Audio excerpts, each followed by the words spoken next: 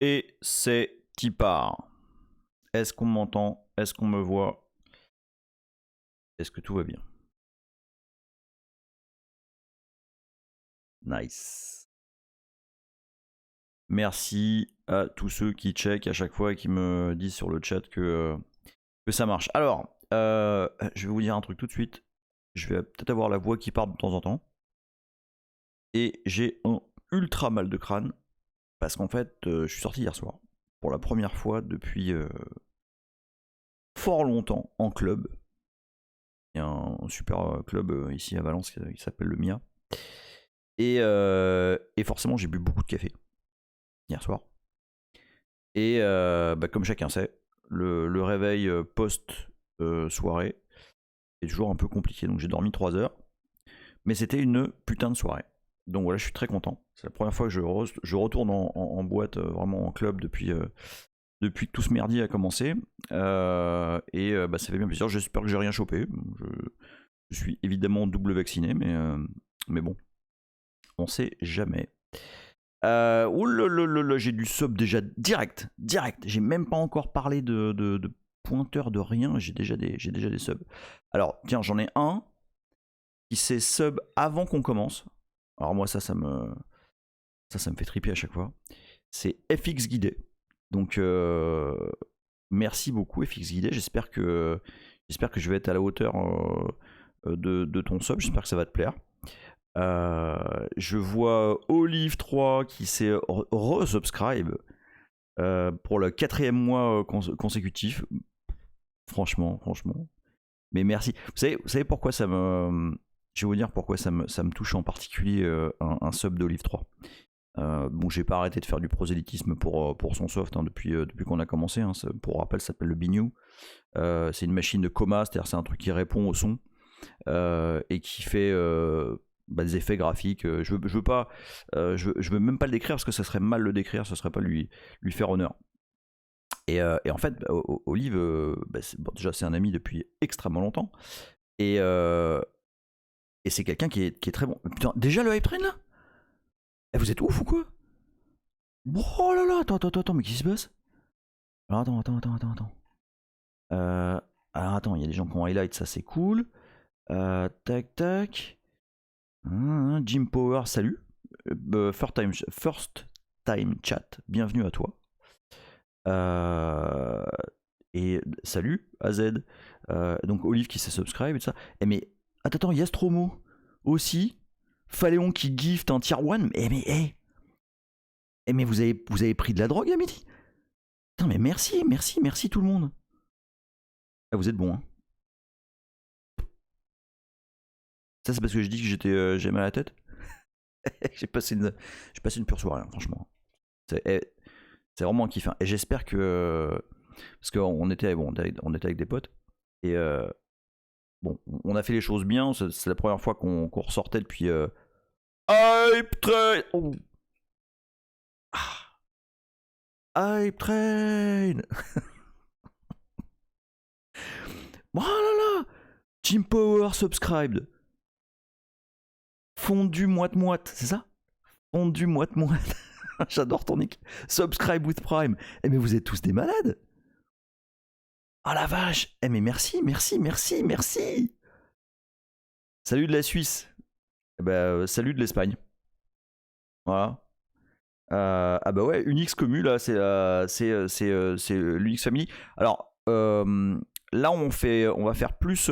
C'est plus du code. Hein. Bon, évidemment, je fais ça, sur un NetBSD, parfois sur du Linux. Bon. C'est vrai que c'est quand même très très teinté Unix. Je sais pas du tout. Si je suppose que ce qu'on fait là doit fonctionner à peu près de la même manière sous Windows, j'en sais rien. En fait, je m'en fous. Mais voilà, probablement que ça doit fonctionner pareil. Je suppose en tout cas. Mais j'ai mal à la tête. Oh, quand tu fais commencer vous parler d'adresse là, je sais pas comment je vais faire. On y va à vue aujourd'hui là. Le son était pas terrible par contre. À un moment donné, il s'est un peu lâché le DJ, mais c'était pas. Bon, c'est pas grave. C'était la première fois que je ressortais depuis longtemps, ça m'a fait du bien. Oui, bah ouais. Alors là, je vais boire de l'eau. Hein, je vous le dis direct. Hein. Il y aura pas de café, il y aura pas de Dijon, il y aura rien. Là, c'est de l'eau là, pour faire passer tout ça. Bon, ouais, vous déchirez là, déjà direct. Donc je prends des subs, des gifts, un hype train au bout de 5 minutes. Hype train au bout de 5 minutes, j'avais jamais fait. Hein. Franchement. Ah Léa, putain, je t'avais pas vu, ça fait plaisir que tu sois là. Binu Dev since 1995, ouais. Alors je sais pas si c'est 1995, mais je sais que je sais que Olive il a commencé le Binu il y a très longtemps. Et c'est absolument excellent. Enfin, vraiment, je vous conseille d'installer. C'est vraiment un gros kiff. Alors aujourd'hui, on va remonter dans la caisse, puis on va faire demi-tour dans l'autoroute parce que je pense qu'on a laissé des gens sur le bord. En fait, pour ceux qui étaient là sur NetBSD from scratch, alors ça m'a pas traumatisé, attention, mais j'essaie de prendre en compte quand même les remarques des gens. Et donc il y a des gens qui m'ont dit ouais, attends, ça c'est quoi déjà? C'est un cheer. Donc il y a McCall qui nous fait un cheer de 42. Joli. Merci McCall. Donc ouais, ça, il y a des gens sur YouTube qui ont dit ouais, tout. Franchement, pour des séries débutants, c'est un peu hardcore et tout, on comprend pas forcément. Enfin, un débutant qui arrive, je vois pas comment il peut comprendre et tout. Alors, il y a plusieurs choses. La première, c'est que en fait, je peux pas faire une série, par exemple sur le C là. La raison pour laquelle je prends le chemin que je prends, c'est parce que comme pour Unix from scratch, pareil. Enfin Linux from scratch. Je veux que vous compreniez des trucs. Je veux qu'on comprenne en fait. Avant d'afficher des trucs à l'écran, avant de faire de l'allocation mémoire, un truc comme ça, je veux d'abord qu'on comprenne comment, c'est quoi un programme, comment il est foutu, et qu'est-ce qui se passe quand on écrit du code. Voilà, ça c'est la base, et je peux pas faire autrement. Je peux pas parce que de toute façon, même si je commençais à dire alors oui, voilà, pour afficher des trucs à l'écran, faut utiliser tel truc, je vais être obligé, dans ma tête ça va. Ouais, mais alors en fait, faut que je vous dise, on utilise des file descriptors, puis alors du coup ça appelle des trucs. Bref, je sais pas faire autrement, et en plus c'est ça qui m'amuse de creuser, donc voilà, je creuse, et puis par contre, effectivement, peut-être que ça va un peu trop vite certaines fois, peut-être. Du coup, ce que je me suis dit, c'est on va reprendre un petit peu. Alors on va reparler de ce qu'on a vu la dernière fois. J'ai un petit tour de magie à vous faire tout à l'heure. Mais voilà, on va essayer de rattraper les gens qu'on a laissés sur le bord de la route. Et alors pour ça, je vais aussi avoir besoin de vous. D'ailleurs, là on en est à l'épisode 6 de C from scratch. On a vu pas mal de choses. Je vous propose Hype Train. Deuxième Hype Train. Mais non, c'est pas le deuxième. Si, c'est le deuxième. Mais vous êtes chaud de ouf.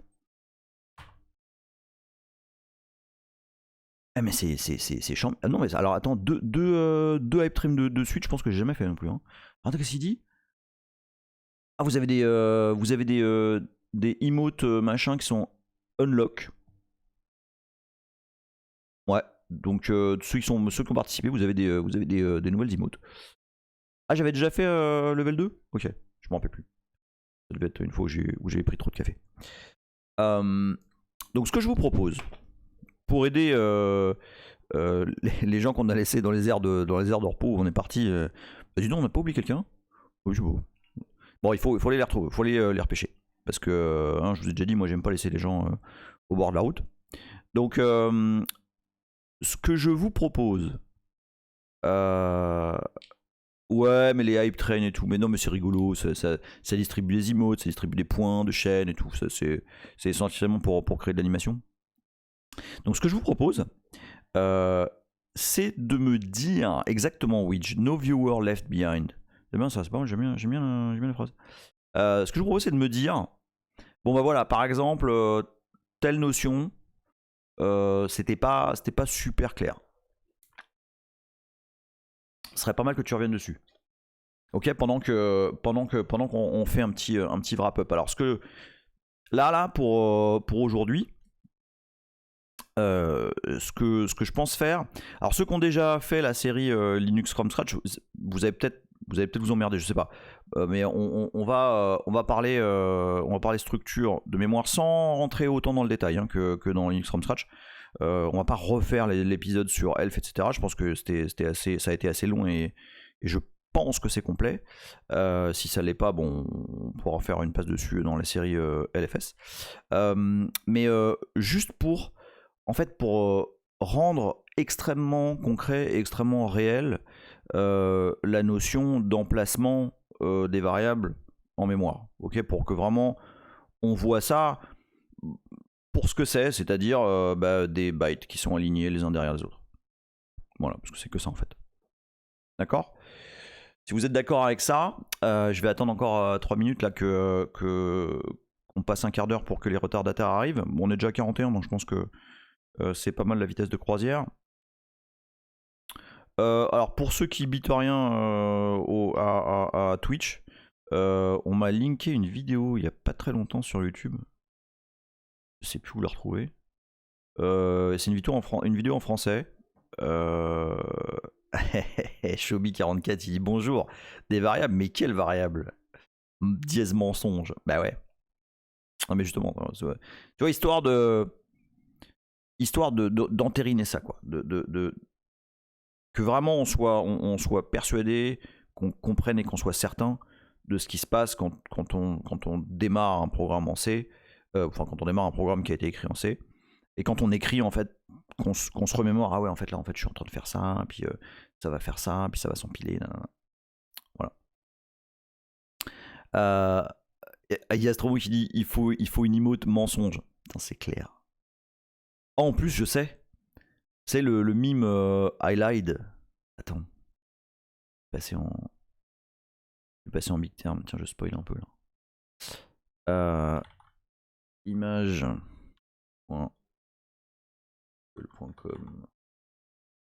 Oui, alors j'utilise image.google.com au lieu d'utiliser DuckDuckGo, mais c'est parce que j'avais pas envie d'avoir une photo de poulet quand je cherche une fourchette. Alors attends, c'est I lied meme.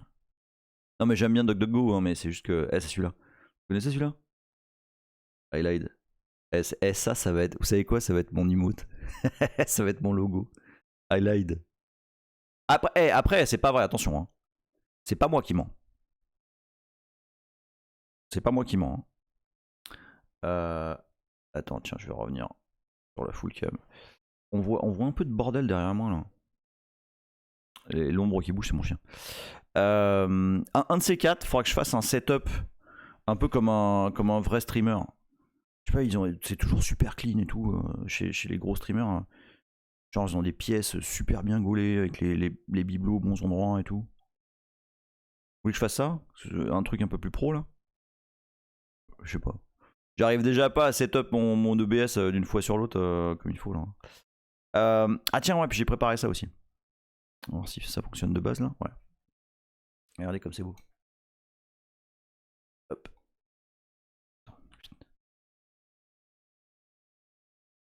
Hein? Comme ça, on va pouvoir faire des petits dessins. On me reproche tout le temps de pas faire de dessins. Mais là, on va en faire. Là, on va en faire. Attends, je cache le MyPaint. Voilà. Ok. Bon allez, il est 15h15. Il fait beau ici là. Un gros soleil dehors. Je propose qu'on démarre. Alors, bon, on est 46, c'est bon. Je pense que... C'est beau ça, Cook 4X. Non, l'arrière-plan n'est pas important. Ce qu'il est, c'est le fond. Un peu bizarre comme phrase, mais oui, c'est absolument ça. Alors, ce que je vous propose, avant d'écrire quoi que ce soit, c'est, donc je vais relancer MyPaint, c'est de vous montrer vraiment très sommairement, hein, encore une fois, je vais pas réexpliquer le format ELF, etc., qu'on a déjà expliqué dans Linux from Scratch, et puis de toute façon, c'est pas l'objectif de ce live. Ce que je veux vous montrer, c'est... Attends, je vais rapprocher un peu la tablette. Ce que je veux vous montrer, c'est une structure, alors, très sommaire, encore une fois, je rentre pas dans les détails, d'un programme qui se lance.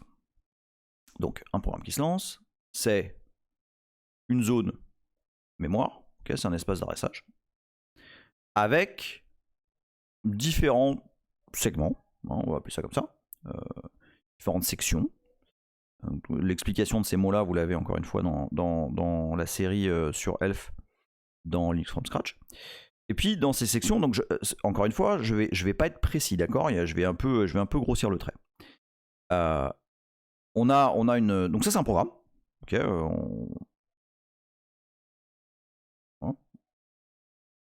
un programme qui tourne en mémoire. Okay, un programme, c'est un truc qui est fatalement qui est chargé en mémoire, hein, qui est chargé par le noyau, et qui occupe un espace en mémoire.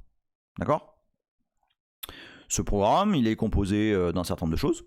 Il est composé en particulier de code, okay, le code qui est interprétable par le processeur de votre machine. On appelle ça, donc le jargon de la structure d'un programme, on appelle ça la section texte. Oui, je sais, c'est con, c'est du code et on appelle ça texte. Mais bon. Et donc là, c'est du code, ok ? C'est du pur binaire, c'est de l'hexadécimal, machin, mais qui derrière représente des opcodes que le processeur sait interpréter. Et ça, c'est une zone qui, par définition, est read-only. Parce que on va pas écrire dedans, on va pas modifier le code en même temps qu'il est en train de tourner. D'accord ? Donc ça, c'est une première section. Puis on a une autre section où il y a des données. Okay, on appelle ça très sobrement, là cette fois c'est bien nommé, la section data. Ok ? Il y a d'autres sections, on peut la nommer, hein, mais il y a une section qui s'appelle BSS dans laquelle... Donc ça, c'est des datas qui sont initialisées. D'accord ? C'est des datas statiques et globales qui sont initialisées. Pas besoin de rentrer dans le détail, encore une fois. Hein, c'est auto. Ah ouais, alors attendez, je vous dis un truc.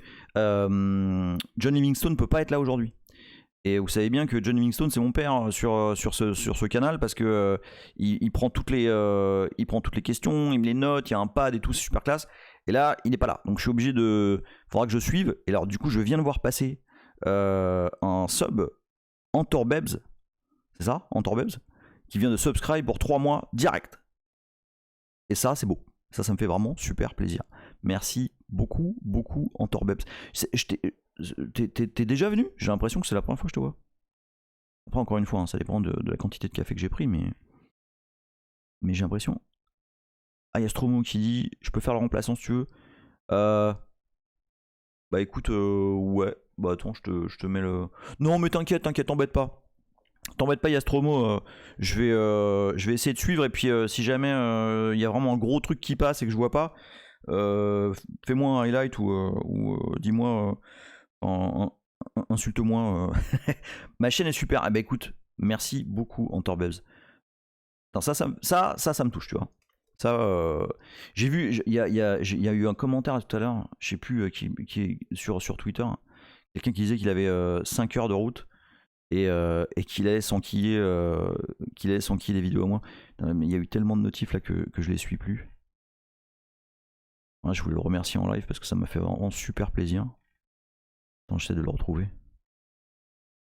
Mon Twitter, c'est pas possible. C'est vraiment... Bon, je l'ai pas. Ah si, je l'ai. C'est Fabien Trégan. F Trégan sur Twitter. Merci beaucoup à toi. Ça m'a vraiment super fait plaisir ce que tu as dit. Ok. Donc, merci beaucoup Antorbebs. Et pour ton sub. Et pour tes gentilles paroles. Donc voilà, le programme, voilà, il est en mémoire. Et puis donc il y a une section texte. Une section data dans laquelle on déclare des variables statiques, globales, etc. Et puis, bon, il y a d'autres trucs dont on parlera à un moment donné quand on viendra à l'allocation dynamique de mémoire. Et puis, il y a un truc particulier dans cette zone mémoire. Et j'insiste, hein, c'est une zone mémoire. D'accord ? C'est une zone mémoire qui commence à une adresse qui est désormais rendue célèbre par les Linux. Alors là, je parle 32 bits, hein, encore une fois. Je répète pour ceux qui prennent le train en cours de route. Je travaille là sur ces démos-là, je travaille en 32 bits pour une raison extrêmement pratico-pratique, c'est que pour afficher des choses et des adresses en particulier, c'est quand même plus sympa des petites adresses sur 4 bytes que des adresses sur 64 bits. C'est un peu violent à l'écran. Attends, juste, qu'est-ce qu'on me dit Telsionix ou Telkionix. Bonjour, salut à toi. Première fois que tu chattes. Tamoil, si on fait du Lisp avec des read macro, la section texte est-elle toujours read-only ? En fait, tu pourrais. Non, mais ouais. J'ai pas envie de répondre à ça là parce que c'est j'ai pas envie de brouiller les pistes. Ok ? Je préfère qu'on reste sur un comportement normal. Ok ? Dans le comportement normal, texte et read-only. Même si y a moyen de bypasser ça. Donc, c'est ça. Alors, on a une adresse en 32 bits qui est 0x 804. Je cheat, hein, je l'ai à côté là. 80 000. 1, 2, 3, 4. 1, 2, 3, 4. Ah, c'est bon. Donc ça commence là. D'accord ? Et puis, on augmente, enfin on va vers le haut, puis là par exemple il va y avoir, enfin tout en haut, on arrive à une adresse qui est 0xc 1, 2, 3, 1, 2, 3, 4. D'accord ? Et puis là ici, partout, il y a de la data. Donc j'ai le bon nombre là ? 1, 2, 3, 4, 5, 6, 7, 8, ouais c'est bon. Donc tout ça là ici, c'est absolument de la mémoire. D'accord ? Qui est utilisé potentiellement par notre programme. D'accord ? C'est de la mémoire virtuelle. Si vous voulez avoir plus de détails sur ce que c'est, comment ça fonctionne et comment votre système d'exploitation gère ça, je vous invite encore une fois à regarder la série Linux from Scratch dans laquelle on est rentré dans le détail de ce truc-là. Là, je vous raconte ça en fait pour pas schématiser, mais concrétiser l'utilisation de la mémoire dans votre programme, mais je vais vraiment pas rentrer dans le détail. Tidrezik, vu que la session est censée raccrocher les wagons, les gens un peu largués, c'est chaud comme question. Oui, bah voilà, exactement. Exactement. Je préfère qu'on y aille très, très visuel, très concret, très standard. D'accord ? Donc, j'ai tout cet espace de mémoire là, qui représente en fait, c'est mon programme. Hein. Moi, quand je fais des entretiens d'embauche, une des questions que je pose, c'est quoi un programme ? Et en fait, moi, la seule réponse que j'attends, c'est un espace d'adressage. C'est un espace en mémoire avec des adresses. Et puis dedans, il y a des data, il y a des trucs. Okay ? Il y a du code, il y a des données qu'on a potentiellement hardcodé. Non, mais il n'y a pas de problème, hein, Tamourine. Au contraire, ta question est super intéressante et la réponse est vraiment super cool à faire. Mais c'est déjà très avancé. Et en fait, on en a parlé dans la série LFS. En fait, il y a moyen de manipuler les attributs des zones, enfin des sections. Mais voilà, c'est un petit peu violent pour ces épisodes-là. Donc, notre programme, c'est ça. OK ? Et puis, vous savez bien que dans n'importe quel type de langage de programmation, à peu près tous, il y a ce qu'on appelle des fonctions.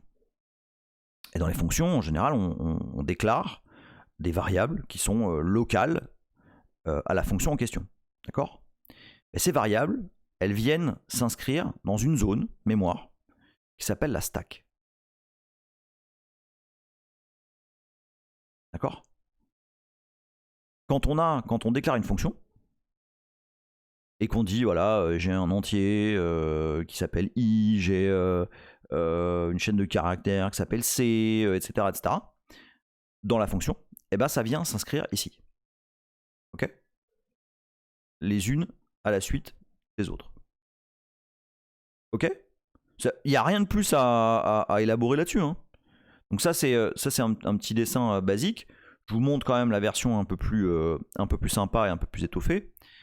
Tiens, on va revenir sur Big Term, voilà. Voilà, c'est ça. Et en plus joli, c'est ça. Et donc, nous, ce qui va nous intéresser là, dans l'épisode d'aujourd'hui, c'est ça. C'est la stack. Alors je reprends MyPaint, parce qu'en fait, comme d'habitude, rien n'est simple. Ou en tout cas, il y a des gens qui ont réfléchi à des trucs qui... J'ai toujours pas la réponse, hein, d'ailleurs. Je pense qu'on me l'avait donné, je sais plus, j'ai oublié. Mais je vous le redis, hein, soirée arrosée, je suis pas à 100% de mes moyens. Cette stack, là, il faut comprendre que c'est un mécanisme de mémoire. Pourquoi ça s'appelle une stack, en fait ? Parce qu'en fait, on empile. Un stack, ça veut dire pile. Et les données qu'on déclare dans nos fonctions, on les empile sur cette stack. D'accord ? Je vais effacer le petit dessin. C'est clair là ? Il n'y a rien, hein. Franchement, c'est juste une... Bah voilà, c'est un programme, c'est un espace mémoire dans lequel il y a du code, il y a des données qui sont déclarées dans le code, et puis il y a des variables dynamiques qu'on crée dans les fonctions qu'on écrit. D'accord ? Kiter Sosé qui dit « Si les adresses de la pile descendent, c'est une vieille protection système. En cas de fuite mémoire, le programme s'auto-crachait plutôt que de gêner les autres programmes. »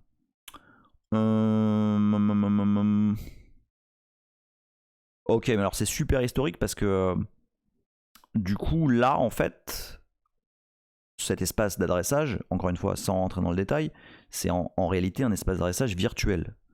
Donc ça peut techniquement pas gêner les autres programmes. Mais en tout cas, je peux parfaitement imaginer que ce soit un truc ultra historique, hein. C'est clair. Et effectivement, la HIP, ça va dans l'autre sens. Mais je ne vais pas parler de la HIP aujourd'hui. Pour l'instant, on va vraiment focus sur la stack. Ok ? Alors maintenant, on va zoomer là-dessus. Ok ? Si ça c'est clair, de toute façon, encore une fois, il n'y a pas grand-chose à comprendre. Si ça c'est clair, on va zoomer là-dessus. Sur la stack. Donc notre stack, elle commence... je sais pas comment le dire. Je sais pas comment le dire parce qu'à chaque fois, quand je prononce la phrase maudite, je perds la moitié de l'assemblée. En fait, c'est un truc. D'ailleurs, tiens, je peux faire comme ça. La stack, on arrive dans une fonction avec une stack vide. D'accord ? Ou presque. Je vais revenir sur le ou presque. Et par exemple, dans cette stack, un des premiers éléments qu'on va trouver, c'est une adresse qui est l'adresse de la fonction appelante. Hein, quand on a une fonction, je sais pas. Bon, je vais vous montrer 2 minutes du code, mais très simple. Attends, hop, on enlève Où est-ce que je suis? Je suis là. Je suis perdu là, avec les écrans. Viens ici. Qu'est-ce que tu fais? Merde, j'ai un bug de ouf. Oh la vache, attends. Non, c'est bon. Quand vous laissez le stylet sur la tablette graphique, ça fait complètement péter une durite. Ah, la souris. Alors attends, boum boum boum, je suis où? Je suis là. Full cam, je vais aller big term. Voilà. Hop, j'enlève le Firefox. Et je vous montre le petit programme de démo qu'on avait fait la dernière fois. Voilà. Vous prenez pas la tête avec ce cas-là, on en parlera tout à l'heure. Ou pas d'ailleurs. Lorsqu'on appelle une fonction, il faut se souvenir. Eh dis donc, ma caméra elle est toute pas centrée là. Le mec il fait n'importe quoi. Voilà. Beaucoup mieux comme ça. Lorsqu'on appelle une fonction, il faut se souvenir de là où on l'a appelé, de l'endroit où on l'a appelé. Ok? Bah pour se souvenir de l'endroit où on l'a appelé, bah on stocke cette adresse sur la stack. Tout simplement. La stack, c'est un truc très pratique pour ce genre de choses. Je reviens. Je suis désolé pour les bruits de chiens, hein, si vous les entendez. Mais comme d'habitude, comme j'ai commencé à streamer, il commence à se fighter. Donc, ici, je vais avoir une adresse qui est l'adresse de retour, l'adresse de la précédente fonction, là où je dois. La prochaine instruction, elle est là. Okay, donc, adresse, retour. D'accord? Le deuxième élément de la pile, bah, c'est ce qu'on appelle le base pointer. Ok? C'est pour savoir où on démarre en fait. Ok? Où on démarre les éléments de la fonction dans laquelle on est. Ce qu'on appelle une frame. D'accord? Ça s'appelle comme ça, c'est une frame. Et puis là, on va commencer à empiler des trucs. Donc par exemple, je sais pas moi, i, d'accord? Une valeur. Et puis un autre truc, je sais pas, un caractère, etc., etc., etc. D'accord? Et si vous vous rappelez le petit schéma de tout à l'heure, en fait, ici, on a des adresses hautes, tout en haut de la zone mémoire du processus. Hein? Ici, on a 0x, C, 1, 2, 3, 4, 5, 6, 7. Ok? C'est pas ça hein, l'adresse, hein, elle est variable cette adresse-là, mais c'est juste pour mettre une valeur, quoi. Et en fait, ce qui se passe, c'est que quand on empile, donc vous vous rappelez, hein, ici c'était ça, et puis en bas c'était 0x 804, non, mais qui est une adresse plus petite, d'accord? Donc ça veut dire que quand on empile des trucs sur la stack, en fait, chaque élément qu'on empile, il a une adresse inférieure à l'élément précédent. Ce qu'on dit, c'est que la stack croît vers le bas. Je sais, c'est relou, ça donne mal à la tête, mais c'est comme ça. D'accord? Quand on arrive dans une fonction, quand on empile les variables, on les empile vers le bas. D'accord? Donc si par exemple ici, l'adresse ici, je vais donner une adresse bidon, hein, mais c'est, je sais pas moi, 2000. Et là, ça fait 4 octets. Bah ici, le truc suivant, il va être à 1996. Ici, il va être à 1992. Ici, c'est un byte, il va être à 1991, etc., etc., etc. D'accord? C'est clair pour tout le monde ou pas? C'est important ça.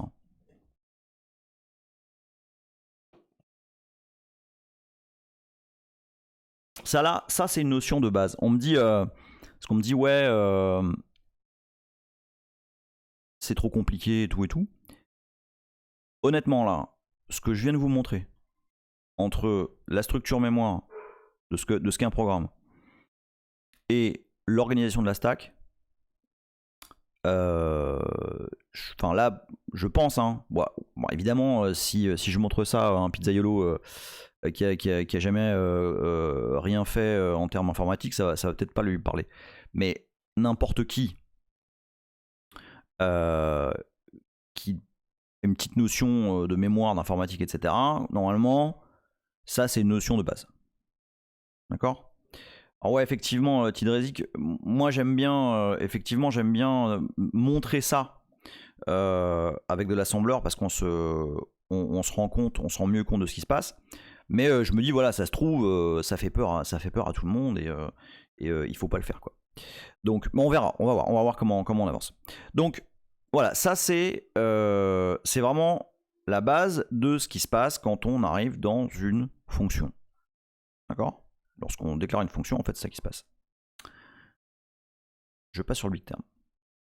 Alors, ce que je vous propose de faire là, c'est on va faire un. Donc pareil, hein, je vais reprendre ce qu'on vient de se dire. Et puis on va faire un petit programme très simple qui ne fait rien. Alors Tidrezik qui dit j'avais jamais fait d'ASM avant, mais je trouve ça plus didactique. Ah bah écoute, ça c'est surprenant parce que habituellement l'ASM ça fait peur. C'est surprenant, mais perso je suis d'accord. J'ai jamais aussi bien compris le fonctionnement d'un processus et comment ça fonctionne, etc., que quand j'ai commencé à faire de l'assembleur. Forcément. J'ai pas vraiment fait d'assembleur, j'ai appris des bases d'assembleur pour comprendre comment les choses étaient organisées. Alors, on va faire un petit truc, on va appeler simple.c. Voilà. Et donc, comme je l'ai expliqué, alors ça par contre, bon, je peux difficilement faire plus simple, comme j'ai expliqué à de moultes reprises dans les épisodes précédents, un programme en C, on le démarre avec une fonction qui s'appelle la fonction main, et pour que les éléments du système d'exploitation qui appellent cette fonction sachent comment c'est... Non, c'est pas un mensonge. J'ai dit qu'un programme en C s'écrit, on le démarre avec une fonction main. Okay, et main ensuite retourne au code appelant. Et ouais. Donc, comme je l'ai dit de nombreuses fois, cette fonction main, il faut qu'elle retourne une valeur pour que son père sache comment l'exécution s'est achevée. Et c'est pour cette raison que on utilise return et avec une valeur. Donc là, en l'occurrence, le programme va s'achever correctement. Et puis, juste pour la démo, on va déclarer une variable, on va dire int i égale, on va dire 10. D'accord? Donc ce programme ne fait strictement rien. Tiens, d'ailleurs, pour éviter le petit warning, on va return i. Comme ça, c'est propre. Donc, ce programme ne fait rien. Il ne prend a priori pas de paramètres. On verra si on en parle un petit peu tout à l'heure. Je déclare une variable. Et donc, je vais expliquer pourquoi j'ai fait la petite blague de les variables n'existent pas. On déclare une variable i à laquelle on assigne la valeur 10 et on sort du programme en retournant cette valeur. D'accord? On compile ça. Donc du coup c'est pas démo, c'était l'ancien. Comment je l'appelais? Je l'appelais simple. Hop, et ici on va faire simple. Faites pas gaffe aux flags que j'ai mis là. Très rapidement, ça c'est pour compiler en 32 bits, ça c'est pour ne faire aucune optimisation sur le code assembleur généré pour que ce soit le plus clair et lisible possible. Et ça c'est parce que je veux compiler avec les symboles de débugage. Voilà. Tac. Attends. Ah oui, on me pose des questions là. Tamuel, est-ce que les noms des registres sont différents entre différents types d'assembleurs? Entre les différents types d'assembleurs de CPU, oui.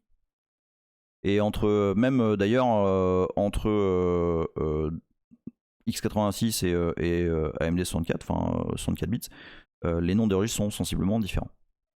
Mais effectivement, entre deux CPU, c'est pas le même assembleur, évidemment. Tamuel, mais quand on écrit un return 0, c'est pas pour dire qu'il n'y a pas d'erreur si on met un return I, c'est bizarre. Ouais, t'as raison, t'as absolument raison.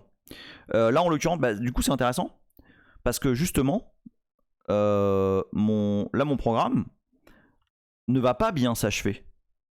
Et là, j'ai un petit truc, un petit plugin à Bash là qui m'affiche les codes d'erreur. Là, regarde. J'ai bien reçu 10 comme code d'erreur. Okay, donc ça a bien fonctionné ce qu'on a fait. Entre Intel et AMD, les noms des registres changent. Non, bah non, heureusement. Non, c'est pas. Enfin, entre Intel et AMD sur la famille x86, hein, soyons d'accord. Donc non, justement pas. Donc voilà. Donc ce programme ne fait pas grand chose, mais bon, c'est quand même rigolo. On arrive à recevoir sur le programme appelant, donc le shell, le code de retour qu'on envoie avec le petit bout de C. J'ai un de ces mal de tronche, mais je vous raconte même pas. Alors, maintenant, c'est le moment que vous attendez tous. Parce que c'est bien joli, mais faut quand même voir. Non, mais j'en suis à ma 3e aspirine. Alors, non, on va pas forcément faire de l'assembleur direct, mais par contre, je vais vous montrer. Vous savez, jusqu'à présent, on a étudié le code et le fonctionnement de notre programme avec le debugger qui est fourni avec CLang, qui est LLDB. Mais alors autant c'était pratique pour y aller vraiment pas à pas et découvrir le fonctionnement d'un debugger, etc. Ça, je pense honnêtement, enfin, arrêtez-moi si vous n'êtes pas d'accord, mais je pense que l'utilisation pas à pas du debugger, enfin, je vois pas comment faire plus simple, quoi. On a débugué des trucs, on a steppé, on a regardé. Enfin, je pense qu'on a bien dépilé, sans faire de mauvaises blagues. J'ai pas fait exprès. Et donc là, voilà, exactement, Tidrizik. Je vais utiliser GDB, qui est un debugger comme LLDB, mais je vais utiliser GDB affublé d'une extension, affublé d'un plugin qui s'appelle Jeff et qui permet de voir beaucoup plus je sais pas, clairement ou de façon beaucoup plus transparente et interactive ce qui se passe lorsque le programme est en cours d'exécution. Okay, on voit beaucoup de choses. Et moi, je trouve cette extension absolument géniale. Donc, on y va. GDB simple. Tac. Donc là, vous voyez que par rapport à LLDB, il y a quand même pas mal de choses. Donc, je fais, comme d'habitude, hein, j'ai utilisé dans LLDB les mêmes noms de fonctions que dans GDB. Donc normalement vous n'êtes pas perdu. Donc je mets un breakpoint. Ok, B c'est pour breakpoint. Si vous voulez, je peux écrire les trucs en entier. Break. Dans la fonction main. D'accord. Attends, je vérifie juste que vous me dites. Cook4x Jeff avec un memory watch, nanana, on observe vraiment bien la zone mémoire et ses changements. Oui, c'est vrai, tout à fait. On va y aller doucement, hein, parce que là, déjà, ceux qui sont pas habitués, on est 45, donc je pense que dans l'assemblée, il y a des gens qui n'ont pas forcément l'habitude de voir ce qu'on va voir là. Alors, Kitersosé, Radar 2, oui, mais là, c'est vraiment ultra hardcore dans ce cas-là. Peut-être que... alors peut-être pas dans C from scratch, peut-être plutôt dans la série LFS, où on a déjà fait des petits trucs. Pour ceux que ça intéresse, hein, les dépassements mémoire, la sécu, etc. Il y a toute une partie de la série LFS qui est entièrement dédiée à dépassement de mémoire. On a routé une vieille Slackware, on a fait du buffer overflow, on a expliqué les canaries, enfin... on a fait des trucs rigolos. Donc ouais, ça pour les gens qui débarquent, qui sont pas forcément à l'aise avec, ou en tout cas qui n'ont pas beaucoup d'historique avec le C, le debugger et tout, je vais y aller quand même doucement. Et là en fait, je vais lancer le programme qui ne fait rien et ça va afficher pas mal de choses, mais je vais vous expliquer. Donc j'ai mis un breakpoint sur main et maintenant je vais run le programme de la même manière qu'on l'a fait avec LLDB. Tac, et là, wow, Matrix Mode engaged. Ne paniquez pas. Pour ceux qui connaissent pas encore, putain, ça me fait un... quand je gueule en fait, ça me fait un mal de chien. Pas possible quoi. Je vais pas faire ça en mode homme politique là. Alors, qu'est-ce que c'est que tout ce merdier qu'on voit à l'écran? Ouais, c'est ça, Arpenter, exactement. Voix de hacker, I mean. Qu'est-ce que c'est que tout ce bordel qu'on voit à l'écran? Alors, au début, quand on prend ça dans la face, on se dit non. Non, je suis désolé, non. Moi, j'étais venu là pour faire du C. Pas pour voir des adresses hexadécimales partout. En plus, là, tu me dis qu'on fait du C, il y a de l'assembleur. Bon, c'est... Là, je suis désolé, mais non. Alors, ça manque de capuche, c'est vrai, c'est vrai. Mais là, il fait un peu chaud là pour mettre une capuche. Qu'est-ce que c'est que tout ce merdier? En fait, c'est assez explicite. Ici, en haut, on a les registres du processeur. D'accord? C'est-à-dire, vous vous rappelez, hein, un registre de processeur, c'est une petite case mémoire, qui est dans le CPU. Et à quoi ça sert? Bah, ça sert à échanger avec la mémoire. Et à faire des opérations dessus. Parce que ça va très vite, un registre. Forcément, parce qu'il est au niveau du CPU. D'accord? Donc ça, c'est les valeurs qui sont actuellement stockées dans les différents registres de CPU. En tout cas, certains registres de CPU. D'accord? On va pas s'attarder là-dessus, ça n'a pas forcément beaucoup d'intérêt pour ce qu'on est en train de faire là. Ce qui a de l'intérêt pour ce qu'on est en train de faire là, c'est ceci. Et ceci, bah, c'est la stack. Ok? C'est des adresses de la stack jusque à l'endroit où on est, à cet endroit du code. Ok? Et on est là. D'accord? Ça, c'est la stack. C'est des adresses qui sont des adresses en mémoire, qui sont dans un espace d'adressage qu'on appelle la virtual memory. Et ça, enfin, vraiment, très concrètement, là, ça, ce truc, ben, je fais comme ça, en fait, ça, c'est votre programme. C'est absolument la représentation du programme qui est en train de s'exécuter, qu'on est en train de faire exécuter pas à pas. D'accord? Justement, un pas, donc c'est un step, et dans un debugger, step, ça se fait comme ça, step, S-T-E-P, boum. Et là, vous voyez que l'instruction qui va être la prochaine instruction qui va être exécutée, c'est notre fameuse assignation de 10 dans i. D'accord?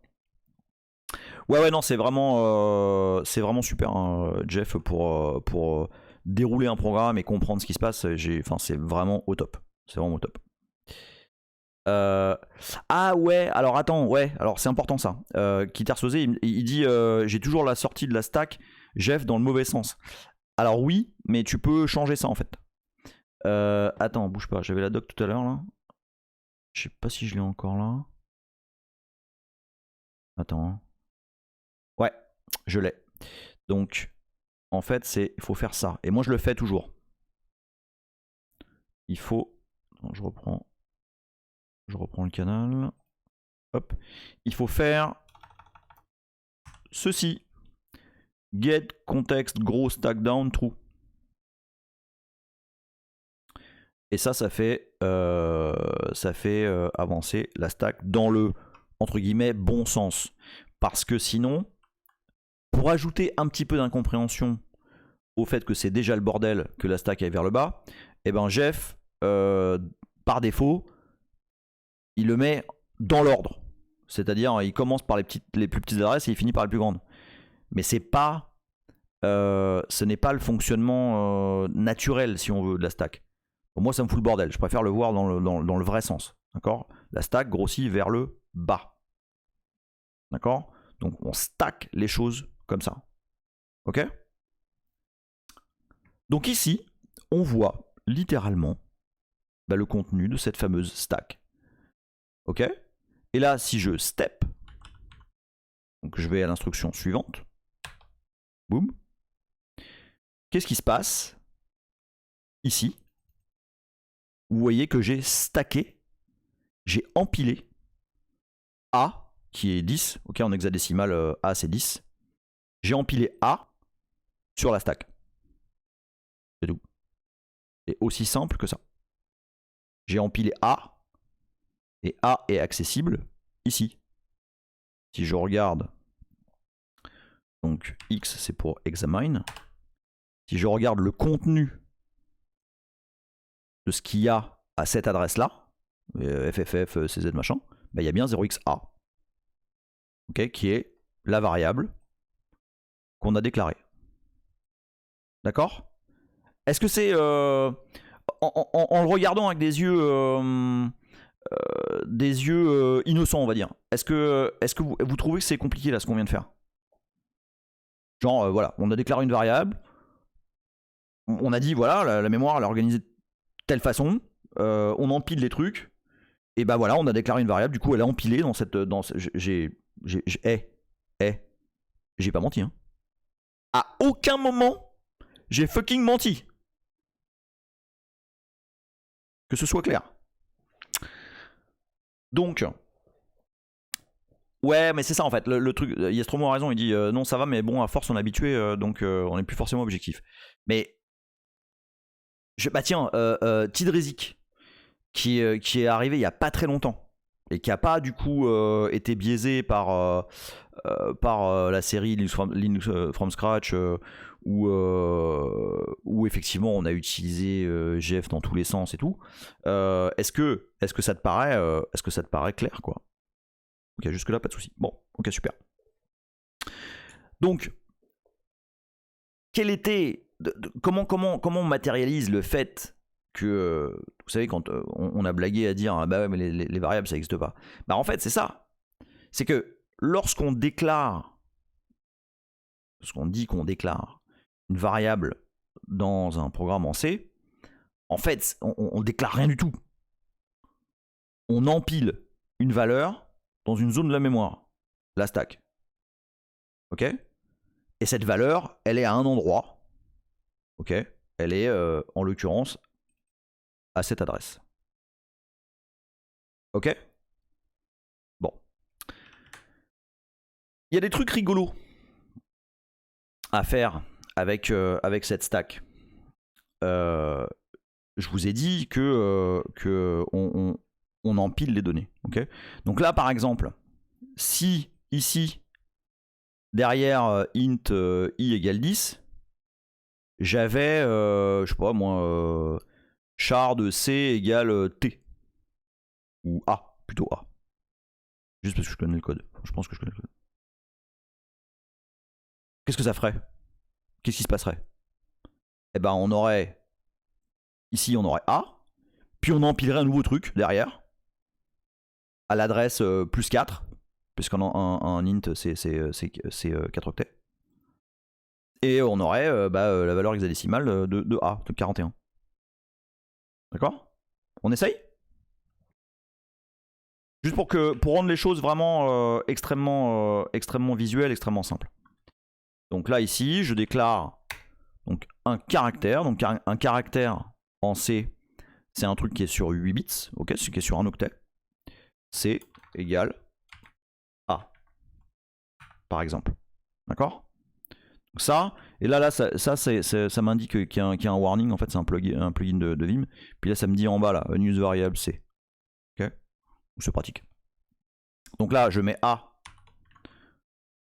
Alors, d'un point de vue C, d'un point de vue lexical d'un prof qui vous apprendrait normalement ce qu'est le C, il vous dirait nous plaçons le caractère A dans la variable C. Voilà, puis c'est une vérité absolue. Puis là, j'adorerais qu'il y ait un étudiant parmi vous. et qui lève la main. Monsieur, en fait, c'est des gros mensonges. Les variables, ça n'existe pas. Ah, ça me ferait. Franchement, j'adorerais. J'adorerais ça. Le mec, il pète un clapin. Dehors, Kevin.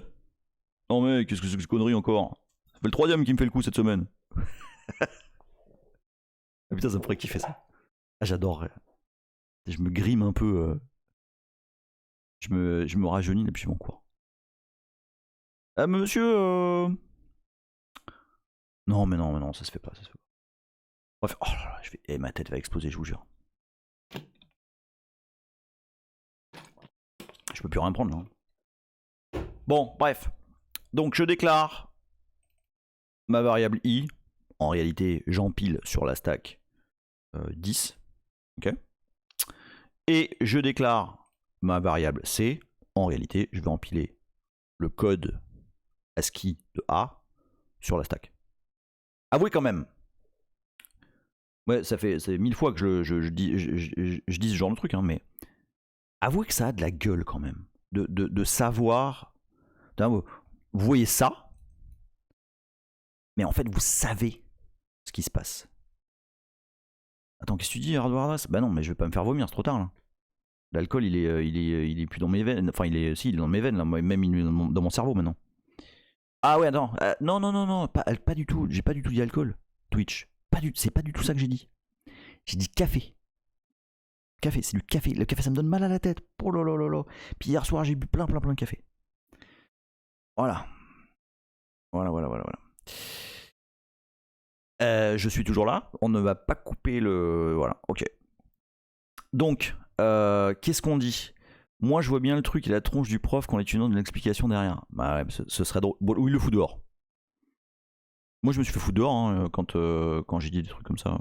Quand j'ai parlé du libre et de l'internet à l'époque. Donc voilà. Donc moi, je trouve ça quand même classe. Et alors, on y va. On va builder ça. Et on relance Jeff. Moi, je trouve ça rigolo, Jeff. C'est trop classe comme. Donc.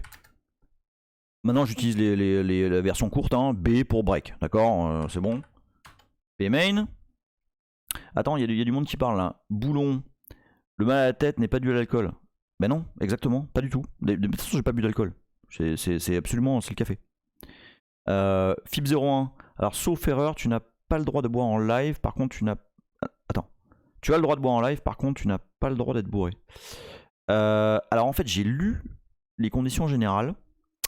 Et ce que ça dit, c'est que tu as le droit, mais il faut que tu déclares ton chan 18+. Et effectivement, il ne faut pas que tu te fasses mal ou que tu aies l'air complètement chéteur, etc.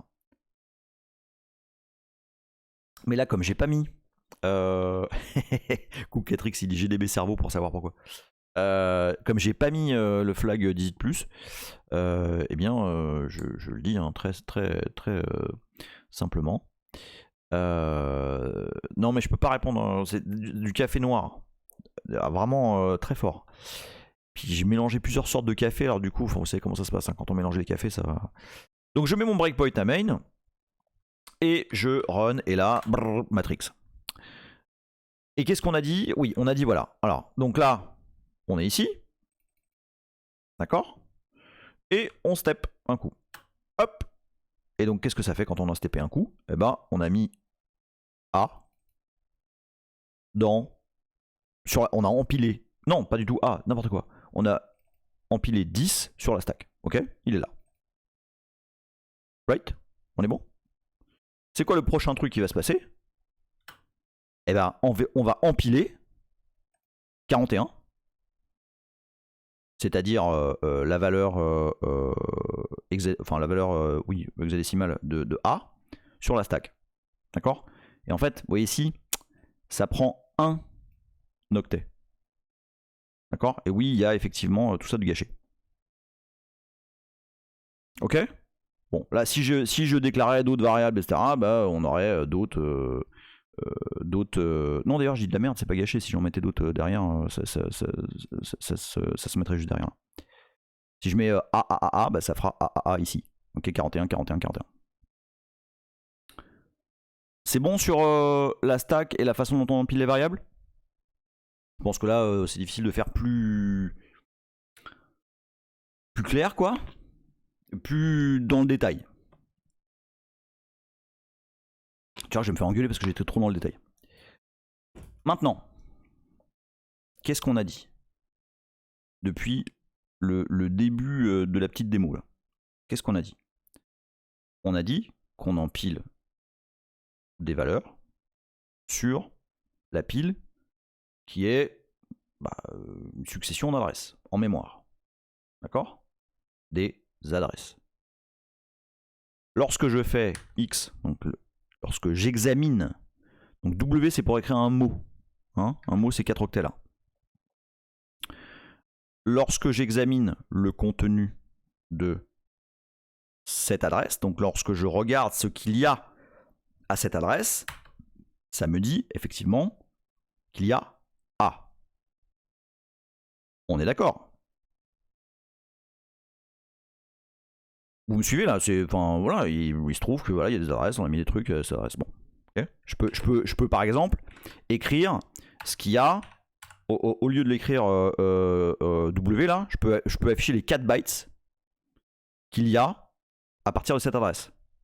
Ok? Et il y a 0xa000. Ok? On est bon? Mais donc, on est bien d'accord que tout ça, c'est des adresses. Donc, qu'est-ce qui se passe si je print l'adresse donc de i? Qu'est-ce que ça va m'afficher là? Ça va m'afficher exactement l'adresse qu'on a examinée, l'adresse qui est dans la stack là. Ok? C'est la liaison, elle est nette. On est d'accord là, hein? Oui, un word c'est 4 bytes. Après ça, oui, en l'occurrence oui. Là. Net, l'adresse de i, donc l'adresse de cette fameuse variable. Tidresic, oui, c'est absolument parce qu'on est en 32 bits.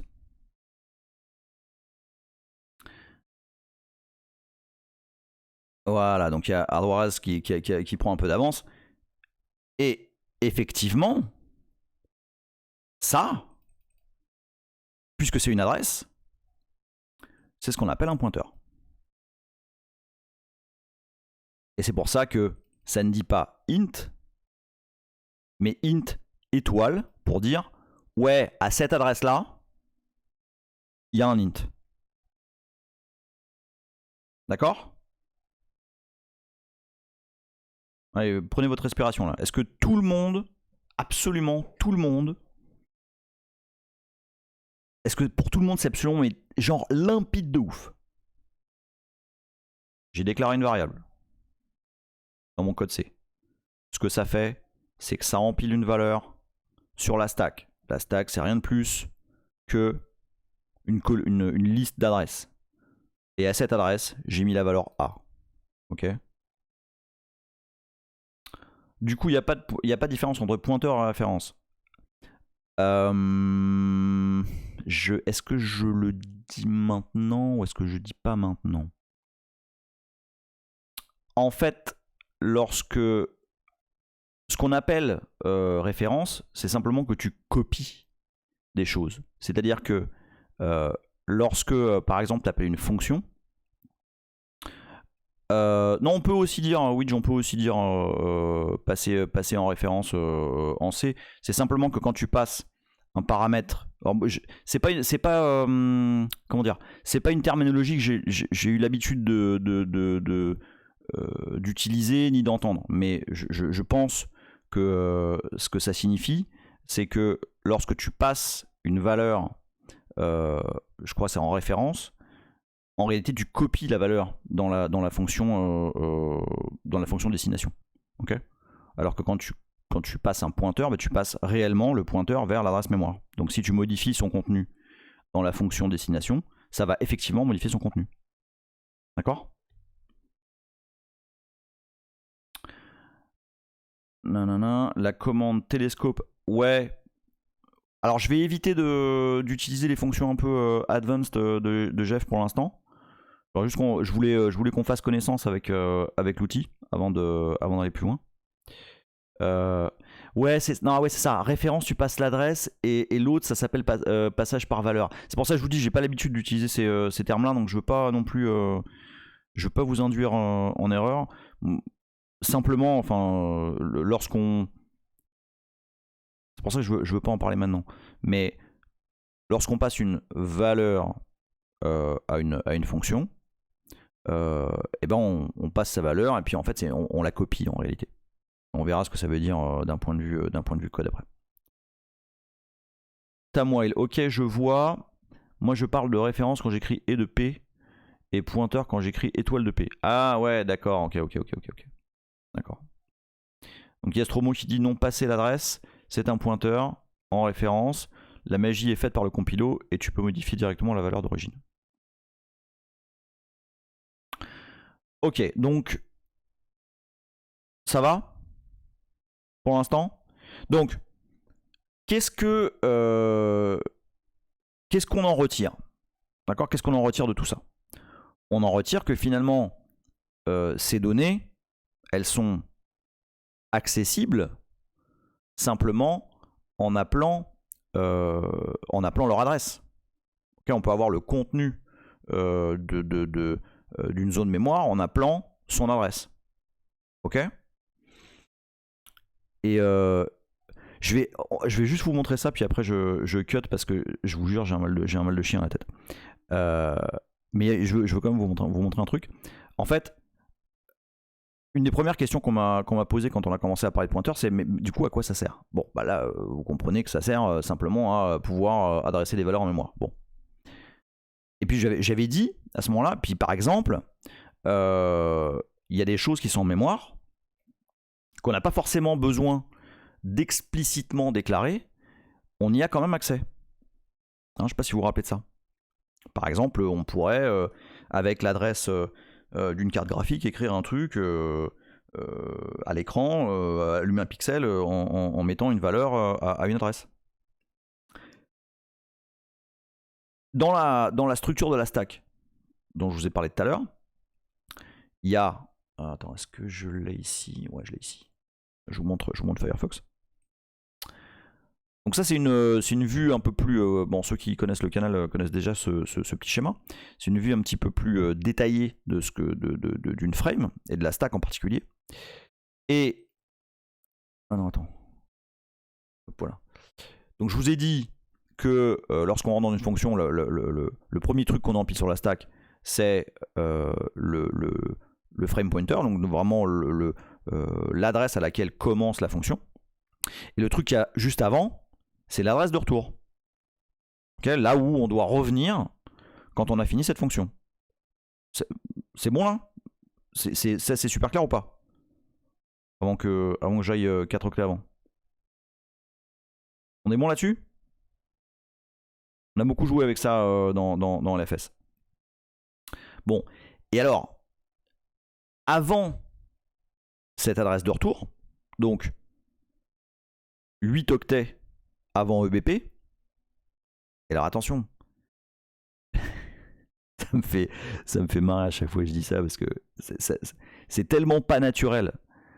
8 octets avant EBP, en fait c'est EBP plus 8 puisque les adresses montent et que la stack descend. Ouais, je sais, je sais. Donc, à EBP plus 8, donc en haut,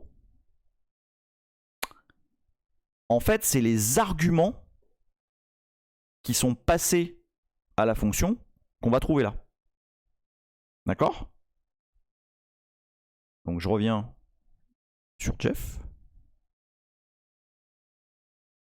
Donc, si je print EBP, donc c'est l'adresse courante de la fonction actuelle.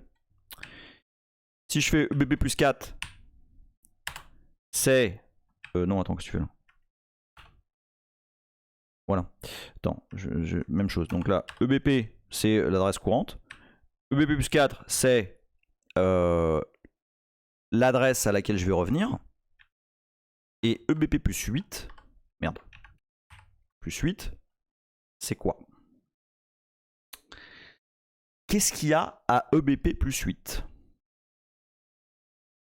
Je vous remonte le truc Matrix là. Qu'est-ce qu'il y a à EBP plus 8? À votre avis? Absolument, le premier argument de la fonction. Qu'est-ce qu'il y a à EBP plus...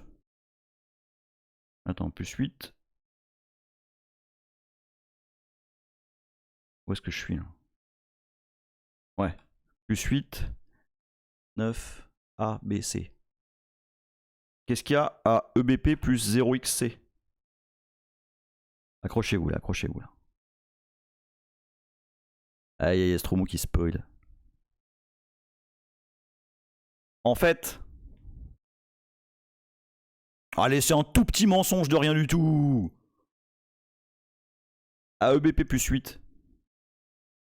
Il y a ArcC. Et à EBP, eh oui, et à EBP plus 0xC, il y a ArcV. Mais pourtant, regardez, on n'a pas déclaré ArcC et ArcV. Mais on y a quand même accès. Bon, en tout cas dans le débugger.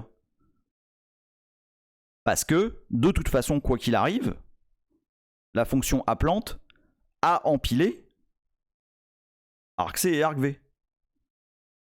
Mais il y a pire que ça. Oui, c'est de la libc qui fait ça. Absolument. Attends, que je retrouve mon truc. Donc, ArcC, ArcV. Et alors, attends, C, D, E, F. Où est-ce ça? Donc là, en fait, ici, j'ai ArcC. ArcV, pardon. Et 4 plus loin, ça va faire quoi? Ça va faire 10. J'ai encore autre chose. J'ai quoi? Absolument. Les variables d'environnement. Si je print... non, je vais pas le faire. Parce que là, je veux pas parler de ça maintenant. On va reprendre la prochaine fois sur les tableaux de pointeurs, mais on va pas le faire maintenant. Donc, à EBP, donc base pointer, plus 4, j'ai l'adresse de retour. À plus 8, j'ai ArcC. À plus 12, j'ai ArcV. Et à plus 16, j'ai les variables d'environnement. Alors que je n'ai absolument rien déclaré dans mon main. Enfin, j'ai pas dit explicitement. Attends. Ouais, list main. Je n'ai pas dit explicitement que je pouvais avoir accès à ArcC et ArcV. D'accord?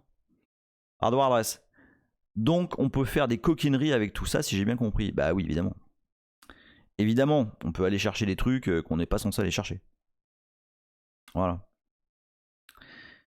Bon, je vais m'arrêter là parce que je vous jure que je douille un truc de ouf, mais je voulais absolument faire ce petit épisode de wrap-up pour rendre le plus concret possible la notion, la plus concrète possible la notion de stack, d'empilage, d'accès aux zones mémoire. Et j'espère que là c'est clair. Je le referai plus. Hein. Là, je pense que c'est un épisode wrap-up qui permet de raccrocher les wagons. La prochaine fois, on va reprendre là où on s'était arrêté, c'est-à-dire sur l'utilisation en particulier d'ArcV. Ce que c'est un tableau de pointeur, on va continuer ce qu'on a fait la dernière fois. D'ailleurs, ça va être rigolo. Merci à tous, je vais aller me prendre 28 grammes d'aspirine et je vous souhaite un bon week-end, un bon samedi. Vous avez vu, j'ai fait 1 heure, et 1 heure pile, parce qu'on a commencé à 1h15, il est 4h15. Hein? Bon. Bon après-midi à vous, je vous fais des bisous. et on se voit bientôt.